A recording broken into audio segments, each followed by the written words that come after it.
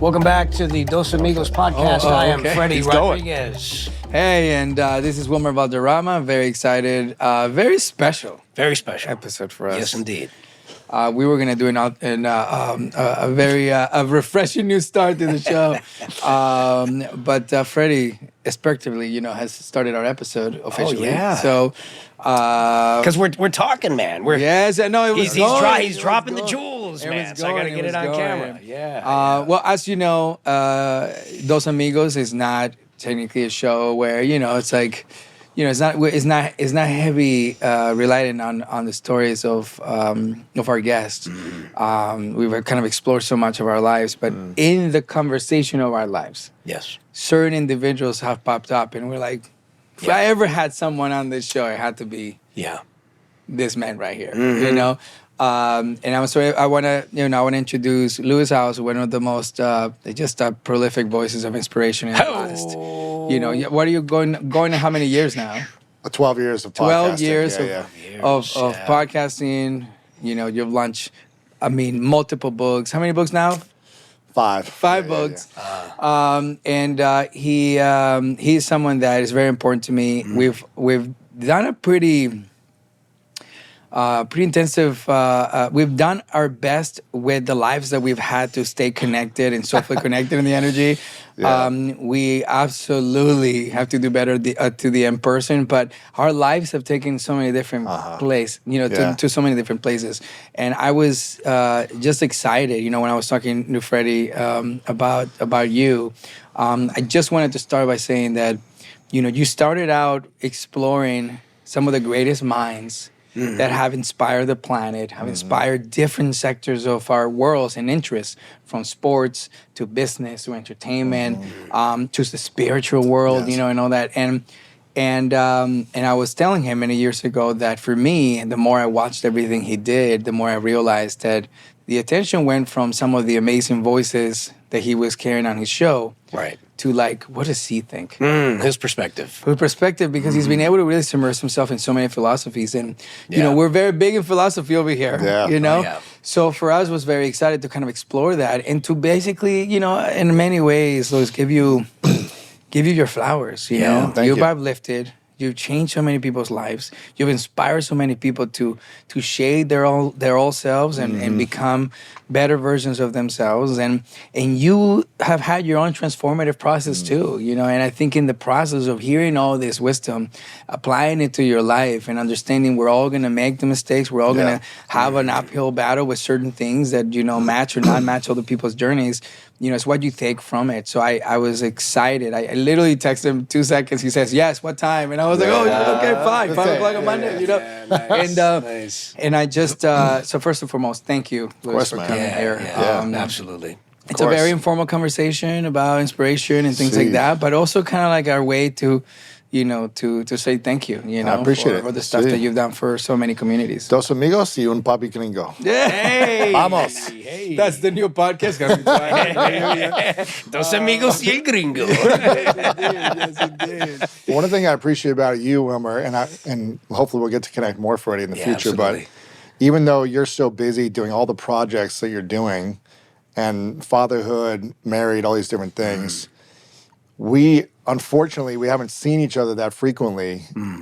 But when we do, we go really deep, so it feels like a strong bond. And it feels like I just saw you, even though it was a couple years ago. Yeah. We text, we call, but it's like seeing each other. It just feels like I just saw you because of that bond, that we go deep when we do talk. And when we do pick up where we left off, it's still just as...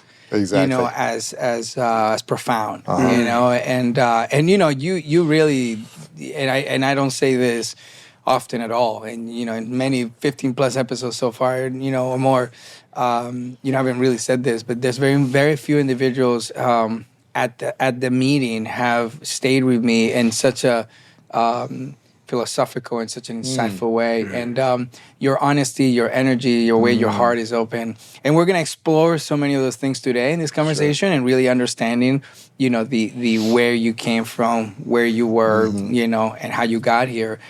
Because it's so important for us to really humanize, that destination. But anyways, Freddie, you have any? And to understand the journey, well, before we started the show, we realized that we're both two Midwest guys. Yeah. We were just kind of talking about the values, Midwest values, and the way that we roll in the Midwest. Speak to everyone in the line. It's a very specific thing. Yes, sir. Yes, I tell people that all the time. Yeah. Like, you got East Coast people, you got West Coast people, but there's something very specific about Midwest. And when he said that, I was like, okay, yeah, we're speaking the same language. So you were born in Ohio? Small town, Delaware, Ohio, yeah. Oh, in Delaware, Ohio. Uh-huh. And so But I lived in the northwest suburbs for a summer. Okay. In Chicago. Okay. You did? I lived in northwest suburbs, yeah. Whereabouts? Arlington Heights. Okay. And I played college football there a few different times. Where was it? Naperville. I played a playoff game there. So I've been around Chicago. I've been to Wrigley games and the bleachers, shirt off, the whole thing. Yeah. Nice, man. And so the taste of Chicago, 4th of July, taste of Chicago, all that stuff. I lived there for a while, yeah. I'm going to start this off by saying I'm a fan, okay? I've watched your stuff in the past, and I've been really intrigued about your trajectory and where you started and where you are now. I was right before we got here, I was watching some of your latest episodes. And us being two Midwest guys, like you all of a sudden interviewing people like a Monk, or like Billy Carson, or like what's that trajectory like? How do you go from being a kid like me from the Midwest, right, with those particular values and those particular mindsets, right? And you know what I mean by that, right? To expanding your brain that way and interviewing people like that. I lived with a lot of insecurity, and my first core memories. One of my earliest memories, I think I've told you this, I've told it on my show many times, was being sexually abused by a man that I didn't know. So that was where my brain developed with, this is the world, and this is something that happened to me. So therefore, I'm unlovable, I'm abusable, I'm taken for granted, I'm used, all these different things. So that's what shaped in my brain. When I was 8, so I was 5. When I was 8, my brother went to prison for selling drugs to an undercover cop. Small town Ohio, this stuff didn't happen in a small kind of middle class, mostly white suburban neighborhood. And I didn't know anyone that went to prison. So my brother's 11 years older than me. I was 8. He was 19. And it was an undercover cop that caught him asking him for LSD. And he was just kind of buying a little weed back in the day in college. He was like, I don't know how to get it, but they kept pushing it. And so he was like, well, let me go ask someone, and then found it out.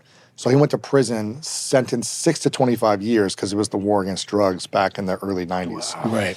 And he got out for 4.5 on good behavior, but it marked my brain and my family's brains and the emotions, the stress, the fear, the trauma, the guilt, the shame, all that stuff was mixed up. And my parents, they loved us kids. I was the youngest of 4, but they didn't love each other. So they didn't show love. So I was telling you before, I was like, I never saw myself getting married because I never felt safe emotionally in a relationship. So there's multiple instances where I just never felt enough. I was in the bottom of my class all through school. So I just felt very insecure for most of my childhood. And very emotionally, my nervous system was always kind of in fight or flight. Yeah. And that just shaped a belief system in me. And that belief system, whatever we have, shapes and influences our behaviors. Right. So I behaved in a way that was very anxious. I behaved in a way where I clinged on to people. I would change who I was to please people because I wanted to feel safe and secure. And I chased things to seek approval. I chased, being good in sports, making money, girls, whatever it was.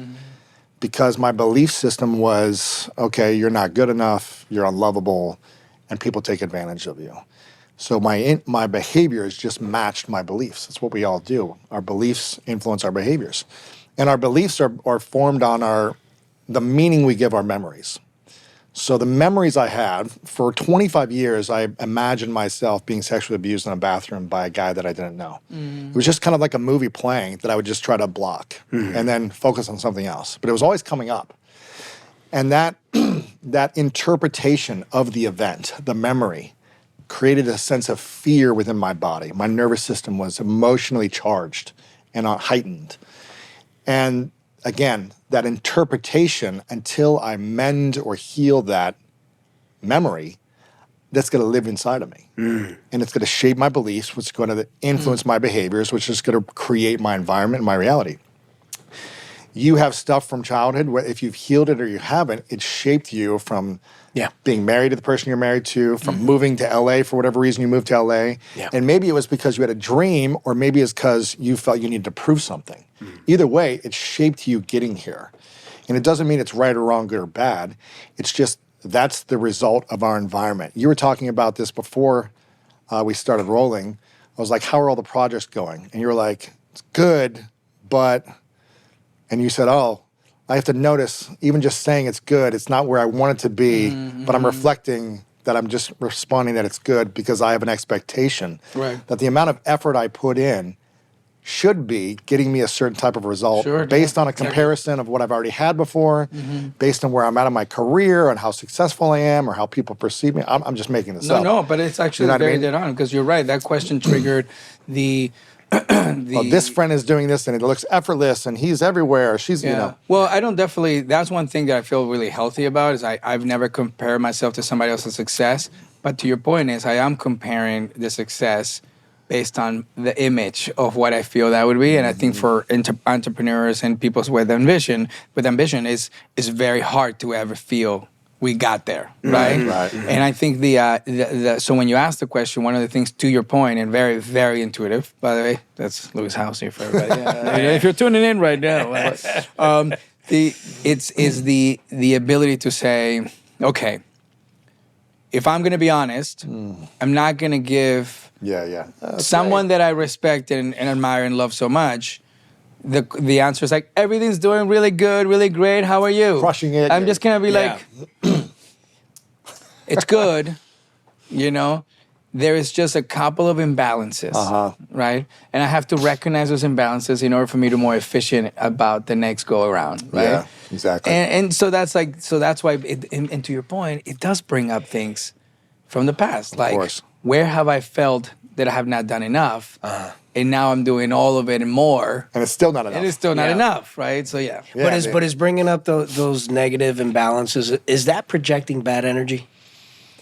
Is what specifically projecting bad energy? Is you know, we talk about manifestation and we talk about projecting good energy. I mean, it's not like lying, but it's like, and this is me digging more into like what I've been seeing you do lately. Is Wilmer being honest about what's not positive? Is that a good or a bad thing? No, I don't think because by you projecting that it's bad, you are then projecting that bad energy. So is that bad? A lot of my thinking is more around not what is right or wrong, good or bad, because that's a very judgmental way of thinking. And again, even that is not right or wrong, good or bad. But it's not saying is what he's saying good or bad by reflecting that way. I'm thinking more, is it serving him in this moment? Is that way of responding, thinking, serving him? And it sounds like he's being authentic and in alignment with how he's feeling. So saying it's good, it's not where I want it to be, but it's good. It's serving because it's in alignment with who he is right now. Just being honest. Now, some people in his position might be saying, the effort I'm putting out there is getting a certain type of results. Sure, do I wish it was bigger? I had a book that just came out. Sure, do I wish I had tens of thousands more copies sold? Of course. And I can still be grateful for the impact that I'm making with the amount of sales that I've had and the success that it's got and the people that came out of whatever it is. It's like the amount of people that are watching on TV. Sure, we want it to be the number 1 show, but it's the number 3 show or whatever it is. But still, man, I'm living my dreams. I live in a beautiful home. My daughter is asleep in the other room. I got my friends and family here. I'm having a conversation with Dos Amigos and Papi Gringo. And we just had a major upgrade on the show. I'm healthy. I get to, even though I wake up at 5 a.m., I get to train every single day. What a blessing. So I think it's perspective. And it doesn't mean we can't be striving for more, but it's the striving for more because I'm not good enough or I'm beating myself up or I need to prove something wrong to the bullies that picked on me all through middle school or whatever, or the person who abused me or whatever it is. For so much of my life, I was driven to prove people wrong and to show people why I'm lovable. And it was just an unconscious thing. It wasn't like I was consciously like, I'm going to do this every single day and work my Right. ass off, Right. you know, and train and show up and do these things because of those 4 kids that made fun of me. It wasn't like, Was there a moment, a conversation, or an instance where you saw, oh, I just cracked it, and now I'm looking within, and that's enough?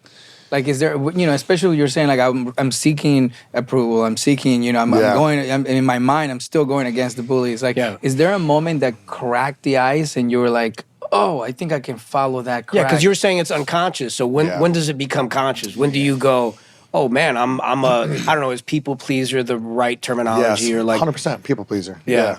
Or people prover. It was like trying to prove people wrong or please people to like fit in. Right. So it was a combination of all the mixed up emotions and all the traumas, right? I think there was a number of different moments in my journey over the last 10, 12 years of the healing journey, because it's not a moment. There's a moment of aha, but there's usually a process of integration. And then a follow through once you get the aha of your nervous system feeling relaxed when it's emotionally or psychologically triggered in the future. So we're tested every day. You know, it's like the traffic on here. If I had anger inside of me, I would have been enraged because I have it inside of me still. Yeah. Any little trigger, it's going to come out of me. Yeah.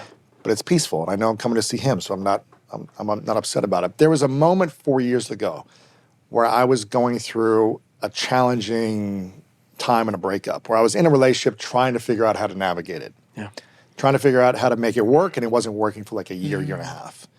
We started doing therapy individually and together, and we weren't getting breakthroughs. It was like 6 to 8 hour sessions on the weekends and no breakthrough. Wow. And I felt like I'd changed and transformed and reinvented and people pleased to my limit. And that had been a pattern of mine in intimacy with multiple relationships. And it all stems from a belief around these core wounds from my parents getting divorced, but just never really should have been together in the first place. And having these kind of psychological, emotional wounds that I had from previous relationships. Not saying that I was perfect or anything, just my own beliefs. Yeah. And there was a moment where I had this chest pain for years that would come and go, and it was almost felt like someone was strangling me. I don't know if you ever had this just in life. It was almost like I couldn't speak, like someone had their arm around my throat. It was like a weight, a ball in my chest that would come and go in relationships. And this was here during this like couple year relationship. And at one point in a therapy session, it's like my coach said something to me after 6 months of going through processing. She said something to me, and it was like, I finally got it. And I never felt this before in my life, but this pain, it was a ball of pain in my chest. It's almost like it exploded. Internally, it felt like a rush of fluid throughout my whole body. I thought I did something to hurt myself because it was a rush of fluid throughout my body. And I didn't know what it was, and I had to really stop in the session, but I haven't felt that pain since. Wow. It's been 4 years, and I felt more peace within my body, and I feel like that's my nervous system feeling like the adult version of me finally said to the young version of me, I got you. I'm not going to allow anyone to cross boundaries anymore. And it's like the littlest boundaries to the biggest boundaries. And it doesn't mean I need to react and be this big, tough guy to create a boundary. It's just learning to say no, or learning to say, I can't show up for you and do this, or just saying, no, I can't promote, whatever it is. Just learning to say no and being okay with people reacting how they want to react. Can you share what the therapist said to you that made you? I think I'm trying to remember the exact thing, but I remember. Was it like an exercise? Was it like there were multiple exercises, but there was a moment where I was like, I just want to be done with this relationship. I was just like, I just want to be done. And we were doing sessions, and I remember saying like, I think I want to end it right now. And she said, you can do whatever you want. I'm not advising you what to do. But if you haven't felt peace within you, and you just run away from the situation without creating that peace and safety within you, you're likely to reattract a similar experience. And you're eventually going to have to find a way to create peace within you. Right. So I recommend being in the relationship and creating the boundaries in the relationship. Then you'll know when the right time is, if you're meant to be together or not. She wasn't trying to tell me what to do. And classic coach, right? It's never giving you the answer. It's like having you find. Right. And then, so maybe a few weeks after that, I was creating all these boundaries in the relationship. And then I've talked to you about this stuff before. And then getting the explosive reactions that I was used to and just saying, I don't need to do anything. I don't need to change who I am. Give me the silent treatment for 3 days. I'm not going to go in and fix it.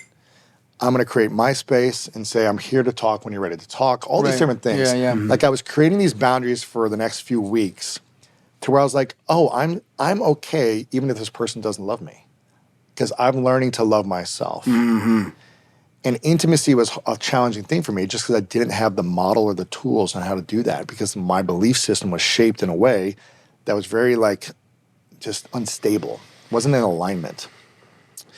And so I was always seeking love. And then I would people please to keep the love because I didn't want them to be upset at me. Because anytime you're upset at me, I was like, don't leave me or don't be mad at me. So that I would cross my own boundary. I would not be there for me. And so the little boy inside of me was screaming at me through eczema, through chest pain, through feeling strained, like I'm not using my voice. So the boundary you felt It was all me. Your decision to make a boundary is what you over and over again. Right. And then she said something to me because I was just like, I just want peace in my life. And she looked at me and she said, "You are peace. You have to own peace. You can't create peace. You can't give in to something to have peace. You have to be peace. You have to be it. Be peace." And she just kept saying over and over again, "You are peace. You are There's peace." something so empowering about saying, I'm gonna meet you. I'm just not gonna meet you there. right. Right?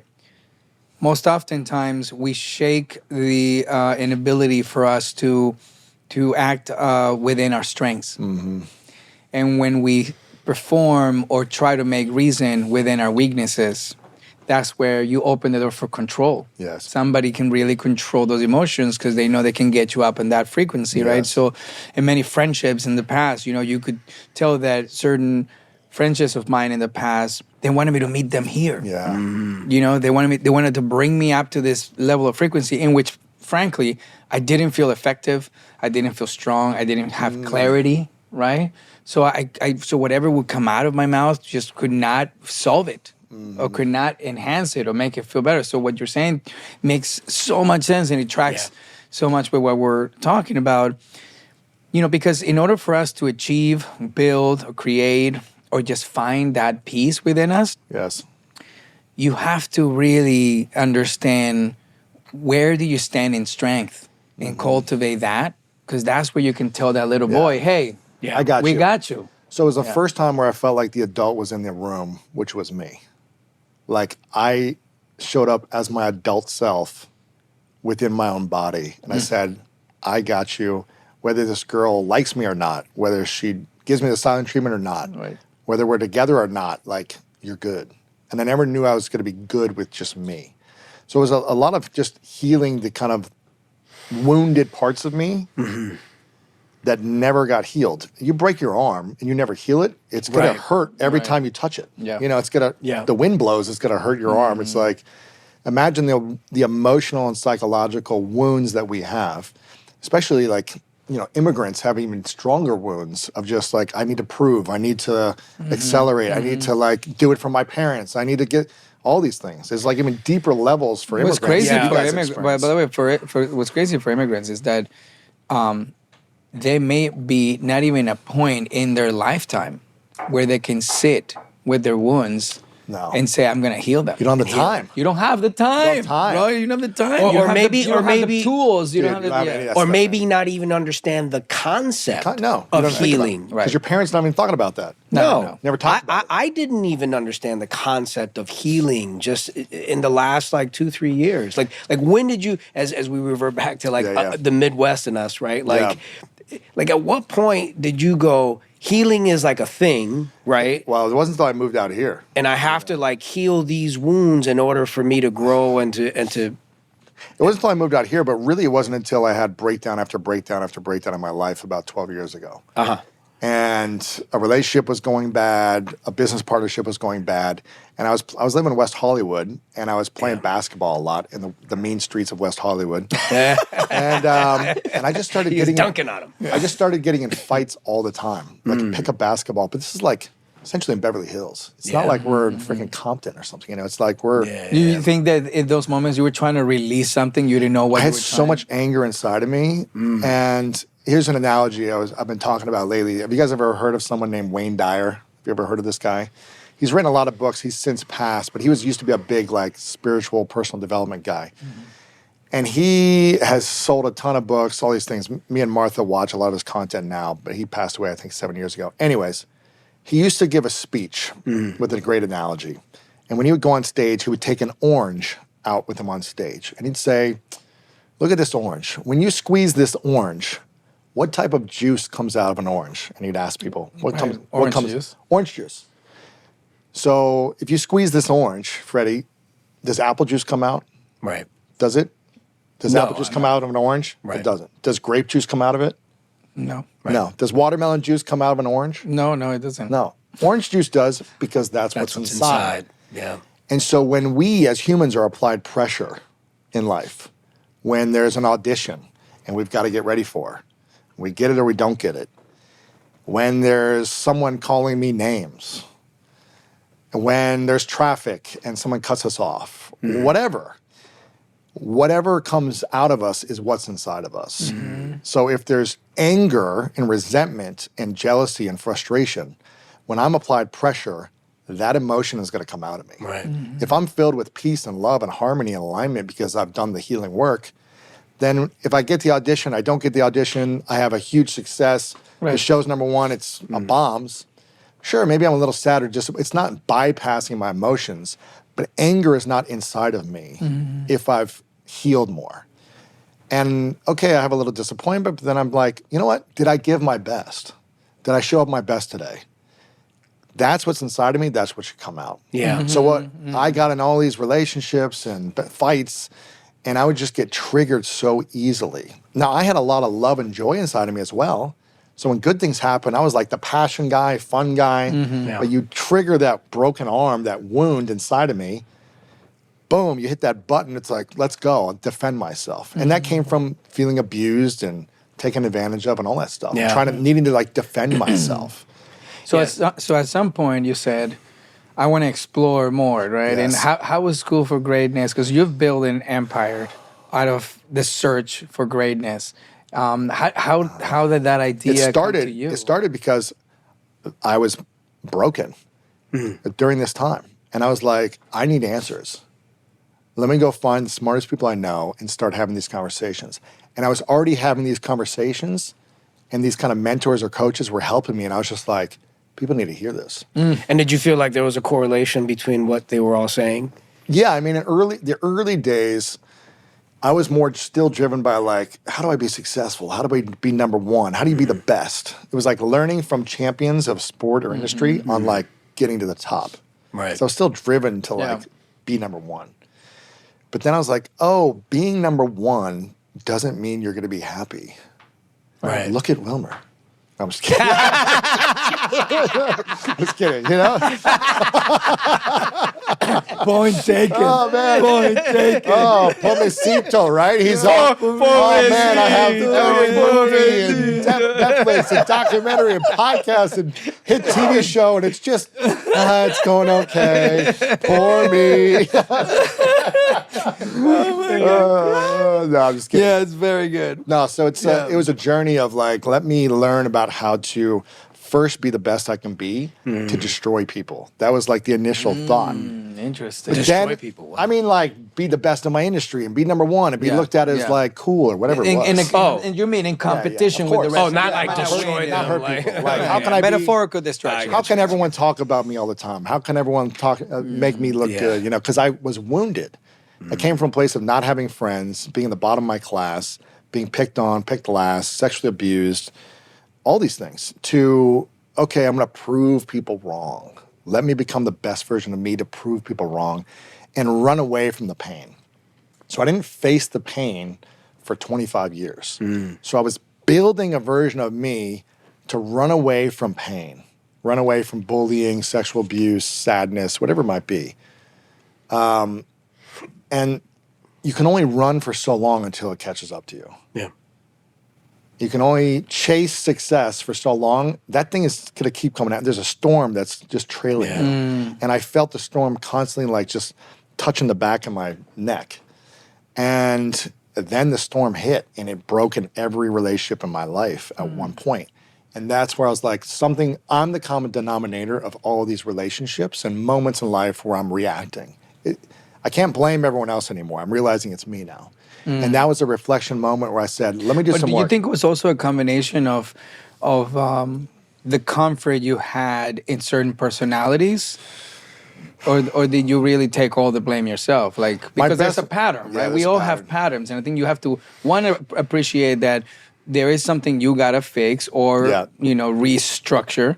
And the other one is that you have a pattern in exposing yourself to situations and environments in which triggers that other broken self of yourself. Yes and no. I think, when we learn to love and accept ourselves and create the true boundaries we need, like we can still have people in our lives and create a boundary. We don't have to eliminate them fully necessarily. There might be friends or family members where we're creating boundaries with. Some people we might need to remove ourselves from completely if we're out of alignment. But I've learned that my mom triggers the crap out of me still. But I've learned to accept her more and not get triggered as much and just be like, okay, that's just who she is. And I've learned to heal that relationship better as opposed to feeling like she's always trying to baby me as a 42-year-old man. It's like, I'm a grown man, stop babying me, right? But now I'm just like, okay, this is my mom. I'm gonna accept it. And I'm gonna love her for who she is. Right. As opposed to it like really like triggering me, So it's learning how to create acceptance and boundaries at the same time and really caring less about what people think. And I have a few, I care about what my wife thinks, but I create boundaries. Right. It's like, because I spoke up for the first time when we started a relationship, and I was just like, this is what I'm willing to do, and this is what I'm not willing to do. This is my, I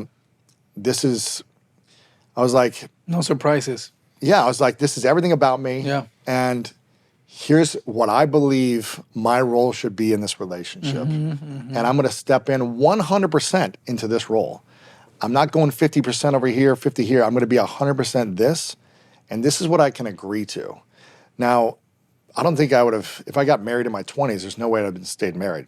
It was like 7 failed relationships and lots of therapy that got me to a place of like creating boundaries. Yeah. And to be able to speak up and say, these are the agreements that I want to create with you. This is where my values are. And can we agree on these things?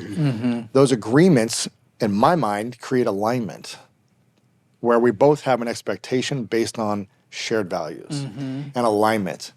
And that alignment gives me peace. I told you that was like, when I came in here, I was like, I feel peaceful because I'm in alignment. I have harmony. But it was a year of having uncomfortable conversation after conversation to make sure we were in alignment. Right. So it wasn't just hoping we saw eye to eye. It was like, oh no, we need to see eye to eye here. And if not, we need to make an agreement. Right. Because if we don't have an agreement, that means we are in disagreement. Right. You're automatically in disagreement if you do not speak about a shared agreement. Do you feel that therapy gave you those tools to form? 100%. And I made it, because I think 2 people alone only have a certain amount of tools to do everything. It's hard to do everything in an intimate relationship on your own. It doesn't mean you always need a third party. But I think when you can't do it on your own, I think it's important to have a third party that you both agree with. And when we started dating, within the first 3 months of just dating non-exclusively, I said, I'm not getting into a committed relationship again unless the person I'm committing to will start the relationship in therapy. And that was the big move. What do you mean, like a couples therapy? Couples therapy. Oh, wow. And it was the big move because how soon into the dates? Within 6 months of dating. Because I was like, I don't want to go down another 2-year relationship and then break up in therapy. was like, let's start in therapy. So what you're saying is like, hey, we're going to go into therapy. Let's get the tools we need. Now. Exactly. And make sure we're in alignment. Otherwise, let's move on. Like, I don't want to be in a 2, 3, 4 year relationship because we care about each other and we're good people and we try to make it work, but it's not working. Like, let's figure this out in the first year if we have a shot. And that gave me a lot of peace because it was the first time I felt like I had a partner willing to invest in personal growth as well. Because I was always doing it. And all the girls that I dated before never wanted to do therapy together. When things were getting rough, they resisted it. And I was like, why do you think girls would die for this? You know, why do you think they were resisting it? I chose women out of a wound. And I chose nothing against these women. Right. But I don't know any woman that wouldn't die for their man to wish they would go to therapy with them if something struggled. But none of the women I chose ever wanted to go. Because then they would have to face their own... They would have to face their own stuff. Accountability too. Accountability. Yeah. And I was choosing these women based on my own wounds. And again, it doesn't mean they're right or wrong for And you're this. thinking you were choosing them to fit the what you were molded to be at that moment. Exactly. Right. And had I created, had courageous conversations early on, I probably would have never been with any of these women. But I was more bonded by chemical pleasure, rather than spiritual connection. Right. Because I wasn't having those conscious conversations early on. There was intimacy and deep conversation, but if they didn't like something that I was saying, this is my vision or my value, I would kind of be like, change to make sure they liked me. Yeah. So I was Present it differently. So they could, or I'd be like, okay, I won't do this. If you don't want to do that, if that makes you uneasy, I'll just do what you want me to do. Because I was more chemically bonded rather than are we spiritually aligned. And that's why I feel peace, because there's better alignment. Yeah. And better agreements. And if you don't have agreements, you're in disagreement. And that doesn't feel good. That's out of alignment. You said earlier that a lot of your books and what you do is based on the concept of healing. Yes. Right. And as we were just talking about, like, immigrants, for example, you just said that earlier. You're like, can you imagine what immigrants are going through and the trauma that they're facing and the healing that needs to happen within them? How did you come to the conclusion that you needed to just heal? Like, how did that concept even come into your brain? And I asked because first you think about, like, how do I fix myself? You don't think like, oh, I gotta heal, right? Like, that healing is even a concept. Right. Here's why. Because all three of us are driven guys. Right. We want to succeed. We want to be able to provide. We want to be able to make money. We want to be acknowledged for our skills and our talents, right? You want to do a good job, and you don't want it to just be good. You want it to be, the top, right? You want to, your effort is acknowledged, right? You want to be We all, but no, seriously, we all want that though. He's busting balls. He's busting balls. my guy. But we all want to be successful in whatever we're doing, however that looks like for us. Yeah. Whatever that success looks like. The challenge is when I became a millionaire, when I was on the USA national team for an Olympic sport, when I had the beautiful girlfriend, when I had people recognizing me, I still didn't love and accept myself.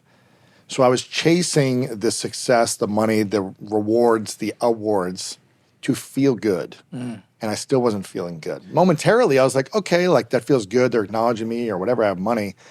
But I still had a lot of sadness.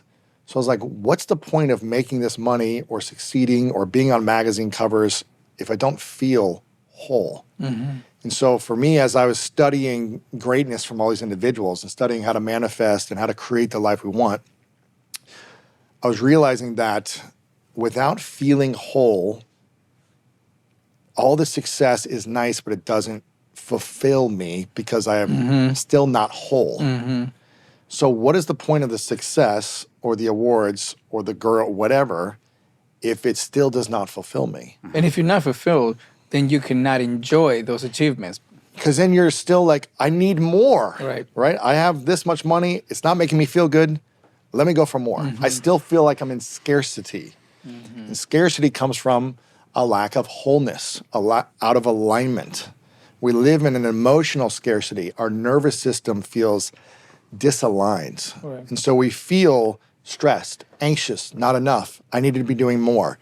And it doesn't mean we can't work really hard at our craft every day and we're out of alignment or something. It doesn't mean we just sit around and do nothing. I'm still a believer in giving full energy, full effort, mastering your craft, being the best you can be, excelling to be the top, whatever that looks like for you, but not the top or the results giving us the benefit. I'll give you a quick example that's recent for me with this book launch that I had. I just got married 6 weeks ago, right? Yeah, congrats. And then I decided to do a wedding experience and then a book launch and a book tour within like the same month, which was crazy. I don't recommend it.